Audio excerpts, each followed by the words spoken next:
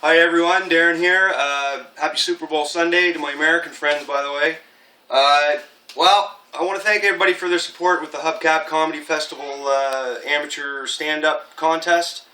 Unfortunately, they took the top 10 and there was 11 people in the competition, and guess who was number 11th? This guy right here. I think they wanted somebody a little more seasoned, but that's okay. It's not going to deter me, okay? I do, however, want to say thank you to everyone, and maybe as a gift to you, I'll just give you one of the bits I was going to do down there. I took my kids to the eye doctor the other day.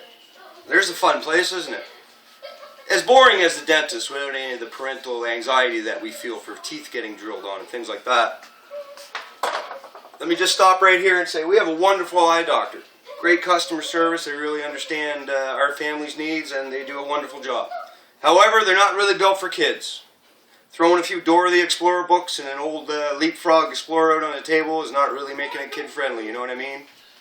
Until you get into the actual doctor's examination room when they have all the gadgets and the little eye things that they put on you, that's a wonderful place for me even, let alone my 4-year-old. And my 4-year-old's a hyper little kid, right? And he likes to play with stuff. So he got in the chair, and I could tell right away that the eye doctor, he wasn't much of a kid person, right? Because he kept reminding me how expensive all his machinery was when my kid was starting to touch them and stuff.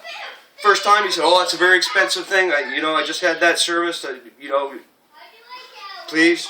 He said it again. And I was like, okay, I think he wants my kid to stop playing with his stuff, right? So I told my kid again. 2 minutes later, when he expects the kid to sit there quietly, he says, "Oh, that's a $16,000 machine. Could you please, keep him from touching it?" What I felt like doing was grabbing the little spatula thing off his cart there, putting it on my eye, and say, "Well, how much for this thing, man? Can he break that?" At least he can play pirate for a minute while he's waiting for him, right? Then I got some bad news. He had his eyes checked, and the doctor said he has astigmatism. I know it's not a real big condition, but, he started to explain it to me, the doctor, how the retinas are always trying to focus or something, and they're always on the move. And when I get nervous in a situation, my kid needs glasses. It's not life-threatening, yes, but I'm not the guy to send to these types of things, right? So I decided to make a little joke. And I said, his eyes, they won't focus, they're shaking. Are you sure it's the eyeballs that are sitting still and the rest of them is just shaking around him? He's pretty hyper. He didn't like that. Didn't think that was too funny, actually. I did, but hey, what are you going to do? We had to wait a little while, so trying to entertain the kids out in the waiting room. He's making up the prescription for the glasses. There's a big poster on the wall from some company that makes contact lenses. But not any contact lenses. You can get all kinds of contact lenses nowadays. Ones with biohazard symbols on them, and different colors, of course, and zebra stripes.